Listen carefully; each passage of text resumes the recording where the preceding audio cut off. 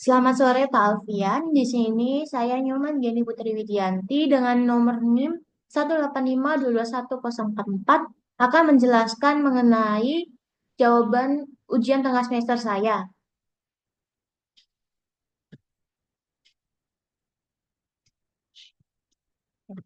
Nah, di sini saya mendapatkan soal nomor 2 untuk saya jelaskan, yaitu suatu obat diekstraksi dari fase organik ke dalam dua fase berair. Lalu aliran volumetrik dari dua fase organik dilapangkan dengan H dan K, dan laju aliran volumetrik dari dua fase berair dilambangkan dengan L dan M. Empat percobaan berbeda dijalankan dengan memvariasikan H, K, L, M secara bersamaan, seperti yang ditabulasikan di bawah berikut ini. Untuk mencapai konsentrasi obat yang sama, Y, W, X, dan Z secara berurutan, total massa zat terlarut yang memasuki setiap percobaan diberikan oleh F. Perkiraan konsentrasi obat yang keluar dalam empat aliran cairan, persamaan yang mengatur distribusi massa obat antara empat aliran cairan ditunjukkan di bawah ini dalam hal total massa zat terlarut yang memasuki setiap percobaan. HY plus KW plus X plus M, Z sama dengan F. Nah, ini adalah jawaban saya secara manual. Di sini saya menggunakan hukum eliminasi Gauss-Jordan.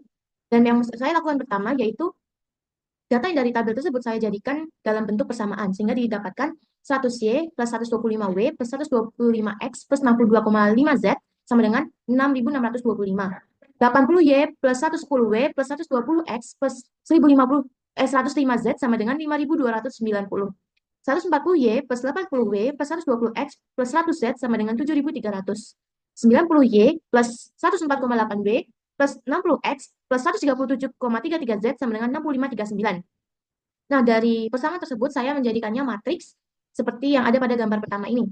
Yaitu pada matriks ini, lalu saya mengurutkannya menjadi bentuk di sebelah kanan ini, yaitu pada baris pertama ada 1250, 1625, dan 1250. Pada baris kedua, yaitu ada 120, 80, 25, dan 40. Lalu di baris ketiga, itu ada 120, 140, 180, dan yang baris keempat ada 6.000, 9.000, 1.373, dan ada 10.480. Ini untuk pada baris pertama dan baris kedua ini saya jadikan ke bentuk puluhan agar meminimalisir adanya desimal di dalam eliminasi Gauss-Jordan ini. Oke, baik. Untuk selanjutnya saya lakukan salah satu cara bagian dari eliminasi Gauss-Jordan. Di sini saya menggunakan deret pertama dulu, yaitu B1 saya misalkan sebagai B1. Ini saya bagi dengan 125. Lalu untuk baris kedua, saya bagi dengan 5. Dan untuk baris ketiga, saya bagi dengan 20.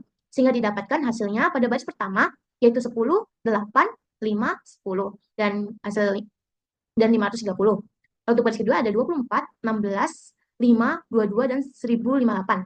Yang baris ketiga ada 6, 7, 5, 4, dan 365. Untuk baris keempat tetap karena saya tidak memberikan pembagian atau penyederhanaan di sini. Nah, untuk cara selanjutnya, dari hasil yang tadi didapatkan, saya menggunakan eliminasi Gauss-Jordan lagi, yaitu pada baris pertama sama dengan baris ketiga dikali minus 5/2, lalu ditambah baris pertama. Untuk baris kedua sama dengan baris ketiga dikalikan minus 22/4 ditambah dengan B2. Pada baris keempat sama dengan B3 dikalikan minus 2.620 ditambah B4. Dan di sini pada matriks berikutnya didapatkan hasil pada baris pertama yaitu min 5, min 19/2, min 15/2, dan 0, min 756/2. Minus baris kedua ada minus 9, minus 45/2, minus 45/2, 0, dan minus 1899/2. Baris ketiga ada 6, 7, 5, 4, dan 365. Lalu selanjutnya saya melakukan eliminasi Gauss lagi sampai ke tahap selanjutnya sehingga kita bisa mendapatkan hasil akhir dari eliminasi Gauss di mana hasil diagonal itu akan berjumlah akan eh, hasil diagonalnya 1, seperti yang ada di gambar bawah ini, yaitu 1, 1, 1, 1. Lalu untuk bagian atas-atasnya itu 0. Ini adalah bentuk dari eliminasi Gauss-Jordan. Berbeda dengan eliminasi Gauss yang dimana hanya menggunakan sisi diagonal 1, 1, 1, 1 dan bagian 0, 0 yang bagian bawah, tapi yang di bagian atasnya itu enggak dipakai. Nah, sehingga setelah kita mendapatkan eliminasi Gauss-Jordan ini, nah hasil 1, 1 ini itu adalah variabel dari yang persamaan yang sudah diberikan sebelumnya, yaitu yang satu yang pada baris pertama adalah X, yang satu pada baris kedua adalah Y, satu pada baris berikutnya adalah W, satu pada baris keempat adalah Z. Sehingga didapatkan hasil X sama dengan 18, Y sama dengan 15, W sama dengan 13, Z sama dengan 20. Dan dari penyelesaian didapatkan persamaan 15H plus 13K plus 18L plus 20M sama dengan F. Dan pada proses eliminasi Gauss-Jordan ini, kita menggunakan pivot yaitu untuk menghasilkan angka 1 di mana kita mengurangi sehingga kita bisa mengurangi atau membagi sehingga kita bisa mendapatkan hasil 1 untuk bagian diagonalnya. Lalu kita juga menggunakan cara eliminasi Gauss ini untuk bisa menghasilkan hasil 0, 0 yang ada di pojok kanan atas dan ada di pojok kanan bawah, sehingga kita bisa menyelesaikan persamaan ini. Nah, sebelum saya menjelaskan mengenai hasil coding dari soal nomor 2 ini, saya ingin menjelaskan mengenai proses-proses awalnya. Yaitu untuk pertama, seperti yang saya katakan sebelumnya, yaitu membuat persamaan linear dari bentuk tabel, di mana di sini memiliki bentuk umum seperti yang tertera di dalam PPT ini. Dan dalam konteks kode, kita mendefinisikan matriks koefisien A dan faktor konstanta C. Nah, kemudian kita menggabungkan menjadi matriks augmented AB. Dan matriks augmented itu yang ada di bagian bawah ini. Nah, matriks augmented AB adalah kombinasi dari A dan C yang memberikan kita gambaran lengkap dari sistem persamaan. Dan ini akan memudahkan kita dalam melakukan eliminasi karena kita dapat memanipulasi seluruh baris. Nah, setelah kita mendapatkan matriks augmented ini, maka kita akan melakukan eliminasi Gauss-Jordan yang dimana di sini ada 3 tahap, yaitu ada pivoting, normalisasi baris, dan ada eliminasi elemen lain. Untuk pivoting baris itu adalah kita mencari elemen terbesar dalam kolom yang sedang diproses atau dalam kurung pivot dan menukarnya dengan baris yang sedang diproses. Dan ini bisa membantu meningkatkan stabilitas numerik dan juga akurasi. Nah, untuk yang kedua yaitu ada normalisasi baris. Di sini setelah memilih pivot, kita melakukan normalisasi dengan membagi seluruh baris oleh nilai pivot tersebut. Hal ini memastikan bahwa elemen pivot menjadi satu, yang merupakan langkah penting untuk menghilangkan nilai lain dalam kolom tersebut, seperti yang sudah saya jelaskan sebelumnya. Nah, lalu ada eliminasi elemen lain. Setelah kita melakukan normalisasi, kita mengeliminasi elemen lain di kolom yang sama untuk semua baris lain. Dan proses ini menghasilkan 0 di bagian bawah dan atas elemen pivot, sehingga membentuk matriks yang lebih sederhana dan mudah dibaca. Seperti yang saya jelaskan tadi, hasil akhir dari eliminasi Gauss-Jordan.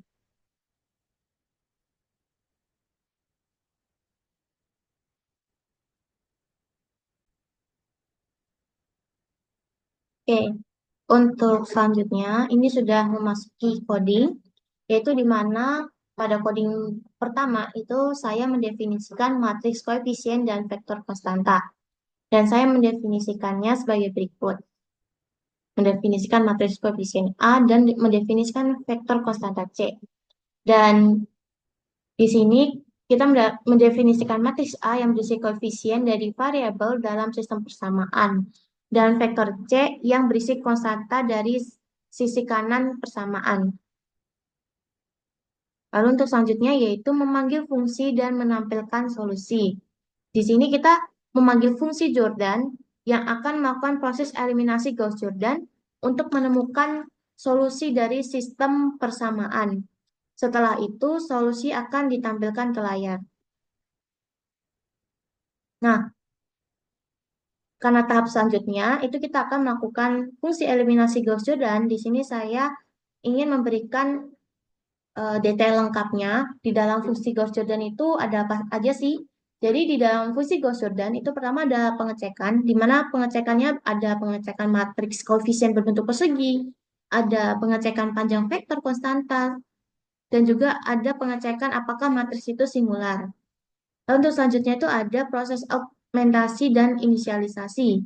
Di sini ada kita menginisialisasi matriks identitas, urutan variabel, dan matriks augmented. Lalu di dalam fungsi Gauss-Jordan ini, kita akhirnya melakukan eliminasi Gauss-Jordan dengan pivoting. Di dalam pivoting ini kita ada pertukaran baris, pertukaran kolom, terus ada normalisasi baris pivot, dan ada eliminasi elemen di kolom K untuk baris lainnya. Baik, kita akan lanjut ke pembahasan lengkapnya. Pada bagian fungsi Jordan, ini adalah awal dari fungsi Jordan, dan di sini saya mendefinisikan ada NR, ada NC. Nah, NR ini adalah singkatan dari number of rows, dan NC adalah number of column. Dan di dalam tahap ini, kita memastikan bahwa vektor C dalam kolom agar cocok untuk proses berikutnya. Dan kita juga menentukan jumlah baris dan kolom dari A. Lalu, di sini kita memeriksa apakah matriks A berbentuk persegi, dan ini penting karena hanya matriks persegi yang dapat memiliki solusi ini di pengecekan matriks koefisien berbentuk persegi ini.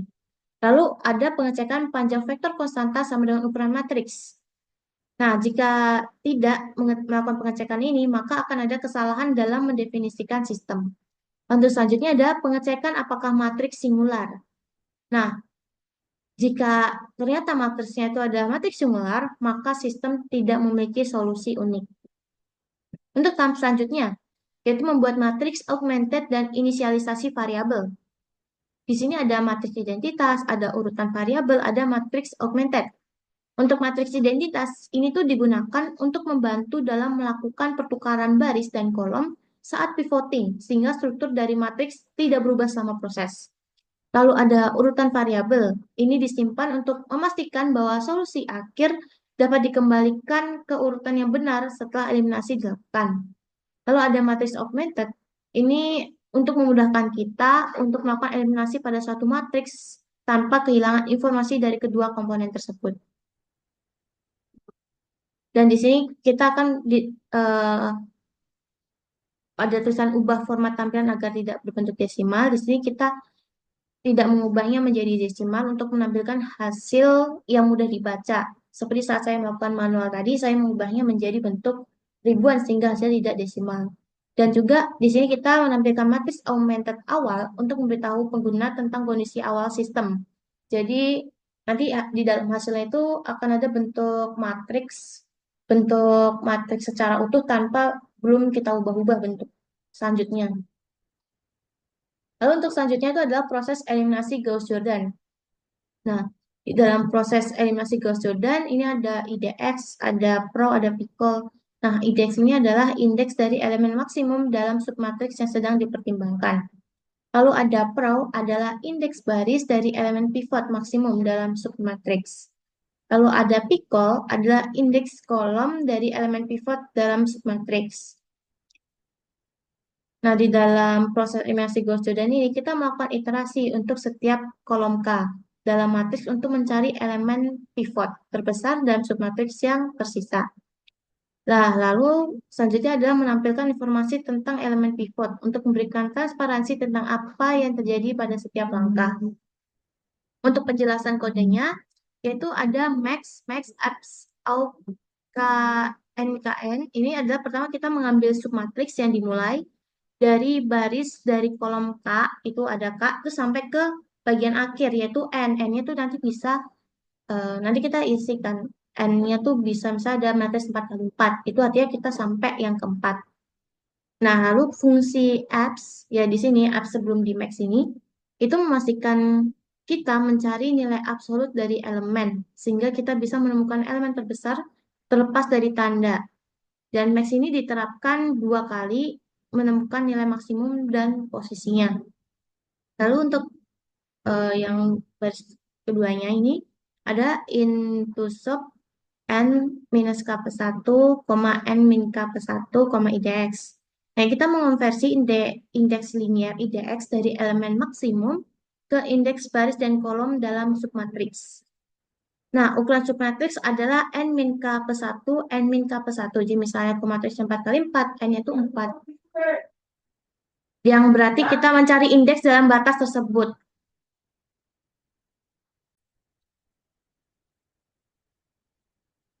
Lalu untuk selanjutnya itu ada Pro sama dengan Pro plus K min 1 dan ada Picol sama dengan Picol plus K min 1. Jadi ini tuh mengubah indeks lokal dari submatriks ke indeks global di matriks augmented asli.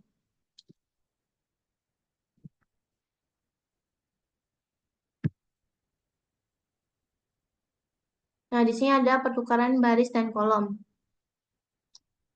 Di dalam coding ini ada pertukaran baris, pivot baris, if pro, K, terus ada augmented, ada F print, lalu ada pertukaran kolom. Jadi untuk pertukaran baris ini terjadi jika baris yang dipilih sebagai pivot bukan baris yang sedang diproses. Jadi hal ini tuh kita lakukan untuk mengurangi kemungkinan adanya kesalahan secara numerik gitu. Lalu untuk pertukaran kolom itu dilakukan untuk menjaga konsistensi ukuran variabel.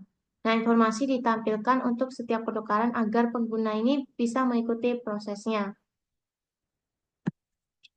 Nah, lalu untuk selanjutnya itu adalah normalisasi baris pivot. Lakukan normalisasi. Jadi baris pivot ini dinormalisasi dengan membagi seluruh baris dengan nilai pivot. Dan ini menjadikan elemen pivot sama dengan 1 yang penting untuk eliminasi selanjutnya. Dan juga F-print ini artinya kita akan menampilkan matriks setelah normalisasi agar kita bisa melihat perubahannya. Lalu untuk selanjutnya ada eliminasi elemen lain, yaitu ada Fm sama dengan 1 sampai N gitu. Fm sama dengan K. Jadi untuk setiap baris lain, kita mengeliminasi elemen di kolom yang sama dengan mengurangi baris tersebut dengan kelipatan baris pivot. Dan ini tuh agar matriks bisa kita ubah menjadi bentuk yang lebih sederhana.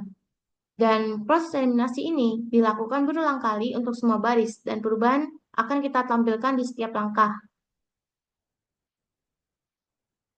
Nah, lalu untuk yang selanjutnya adalah ekstraksi solusi. Ekstraksi solusi X sama dengan 0, N, 1, for K sama dengan 1 sampai N, X order K sama dengan augmentasi K, N plus 1. Nah, jadi setelah proses eliminasi selesai, solusi ini diekstrak dari kolom terakhir matriks augmented dan ukuran variabel digunakan untuk memastikan solusi dikembalikan ke urutan yang benar. Jadi kita kayak melakukan suatu pengulangan gitu. Dan format tampilan dikembalikan ke pengaturan default untuk keperluan tampilan lebih lanjut. Format sort ini. Nah, lalu untuk hasil outputnya, sini ada hasil matriks augmented awal. Kalau dijelaskan iterasi pertama, di mana di dalam iterasi pertama itu adalah ada tukar baris 1 dan baris 3. Lalu ada normalisasi baris pertama, ada eliminasi elemen di baris 2 dengan baris 1, ada eliminasi elemen di baris 3 dan baris 1, eliminasi elemen di baris 4 dan baris 1. Lalu ada iterasi kedua, pivot elemen ada 118,75 pada baris ketiga dan kolom kedua. Ada tukar baris 2 dengan baris 3, ada normalisasi baris kedua, ada eliminasi elemen di baris pertama dan baris kedua, ada eliminasi elemen di baris ketiga dan baris kedua. Lalu ada eliminasi elemen di baris keempat dan baris kedua. Dan untuk iterasi ketiga, ada pivot elemen adalah 152,13.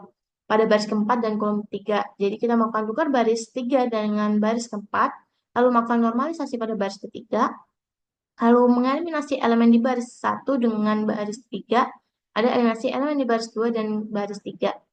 Nah, di sini telah terlihat kalau di sini hasil pivot satunya tuh udah ada 3. Dan untuk yang selanjutnya, itu kita akan ada iterasi keempat, yaitu pivot elemen 0,0010 pada baris keempat dan kolom keempat. Nah, sehingga didapatkan hasilnya sebagai berikut, yaitu ada hasil 13, 18, 15, 20. Ini 13 itu ada pada baris ini, yaitu X. Hasil 18 itu adalah hasil 18 adalah X, hasil yang ke-13 yaitu adalah W, hasil ke-15 adalah Y, dan Z-nya adalah 20. Nah, di sini untuk komparasi proses, jadi untuk hasil akhir, secara manual dan coding mendapatkan hasil yang sama, yaitu untuk X sama dengan 18, Y sama dengan 15, W sama dengan 13, dan juga Z sama dengan 20. Nah, di sini yang membuat berbeda adalah proses menghasilkan eliminasi ini, yaitu algoritma dan pendekatan pada proses eliminasi. Nah, untuk yang proses manual itu lebih menggunakan secara intuisi dari kita mengamati, sehingga saat kita melakukan eliminasi, itu kita biasanya berpacu pada titik pada deret yang paling bawah, deret kiri paling bawah untuk menjadikan angka tersebut menjadi 0 dan deret yang paling atas menjadi 0.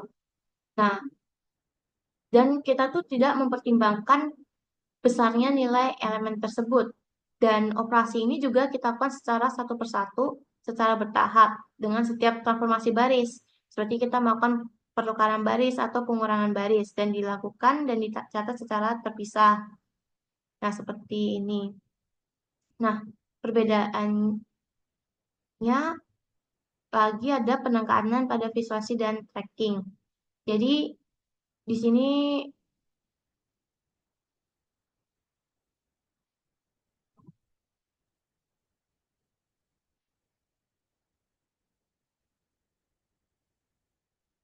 bisa melakukan perubahan matriks dan di sini kita melakukan pengulangan. Jadi setelah matriksnya dihasilkan, itu kita akan kembali mengulanginya lagi. Sehingga didapatkan matriks yang seperti di bawah ini. Nah, perbedaan dengan yang di coding, jadi di coding itu melakukan pivoting maksimal dan lebih sistematik. Nah, jadi di dalam algoritma, di dalam coding, itu memilih elemen terbesar di setiap kolom. Nah, untuk dan juga melakukan eliminasi terus-menerus. Jadi di coding ini lebih otomatis untuk bisa menghasilkan, untuk bisa mendeteksi elemen yang terbesar pada setiap baris, lalu dia bisa menghasilkan eliminasi terus-menerus. Dan ini diberi contoh misalnya pada pada manual itu kita melakukan tukar pada baris pertama dan baris kedua karena nilai di baris kedua lebih besar. Nah, untuk pada baris ke satu dengan elemen pivot untuk membuat pivotnya itu menjadi satu. Ini secara intuisi kita ingin untuk mengubahnya menjadi angka satu. Lalu kita melakukan pengurangan baris lain dengan kelipatan baris ke satu untuk menghilangkan elemen di kolom pivot. Lalu kita mengulangi hal tersebut sehingga bisa mendapatkan hasil akhirnya. Nah, sedangkan kalau untuk decoding itu lakukan algoritma untuk mencari elemen terbesar di kolom pertama dan menukarnya dengan baris yang pertama. Dan juga melakukan normalisasi pivot secara otomatis dan melakukan eliminasi elemen di kolom pertama untuk semua baris lainnya dalam satu iterasi loop. Jadi, melakukannya itu kalau kita secara manusiawi, ya kita melakukannya itu lebih acak dan sedangkan untuk yang di coding itu mereka menyelesaikannya dari tahap baris ke baris. Itulah kenapa di sini ada iterasi satu di mana iterasi satu ini berfokus untuk satu kolom itu dibentuk 1000 dan lalu iterasi kedua itu fokus untuk menjadikan kolom kedua tuh 0100 dan juga untuk di iterasi yang ketiga itu fokus untuk menjadikan kolom berikutnya itu 0010 dan yang di iterasi keempat itu fokus untuk menjadikan kolom keempat 0001. Itu berbeda dengan cara yang dilakukan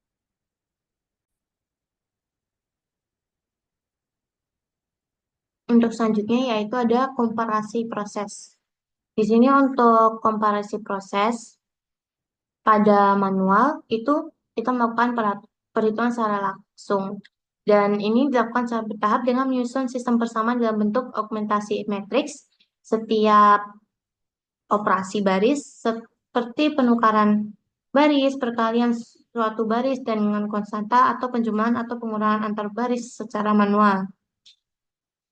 Dan di sini karena sistem persamaan ini ada banyak sekali variabelnya dan di sini secara proses manual itu pengerjaannya lebih lama dan lebih membutuhkan banyak sekali ketelitian karena banyak sekali kemungkinan akan terjadi kekeliruan ketika kita melakukan proses secara manual.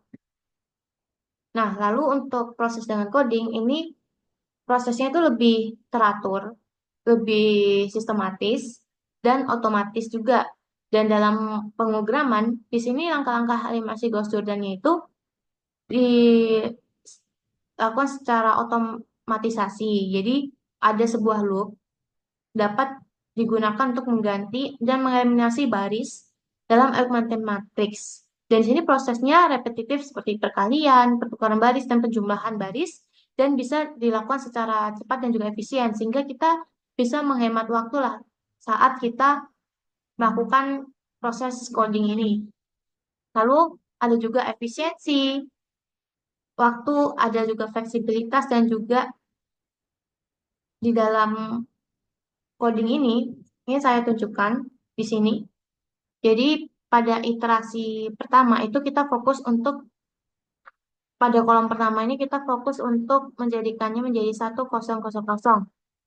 Lalu untuk yang di iterasi kedua itu kita fokus untuk kolom kedua di mana kita masukkan 0100.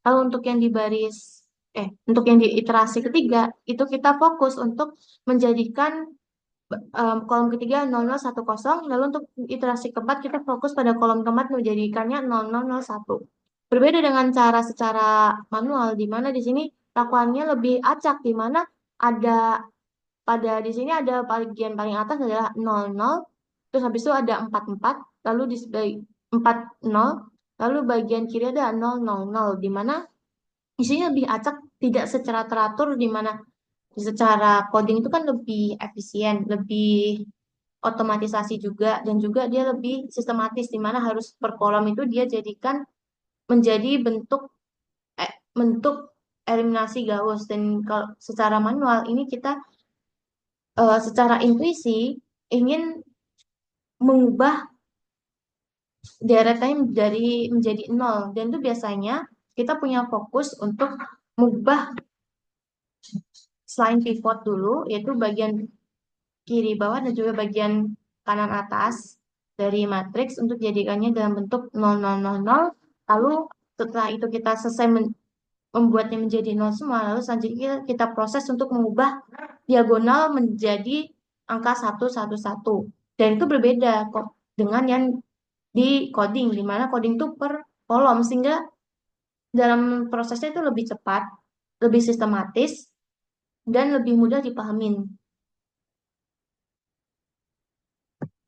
Nah, baik, sekian dari penjelasan saya terkait jawaban saya untuk soal nomor 2. Sekian dan terima kasih.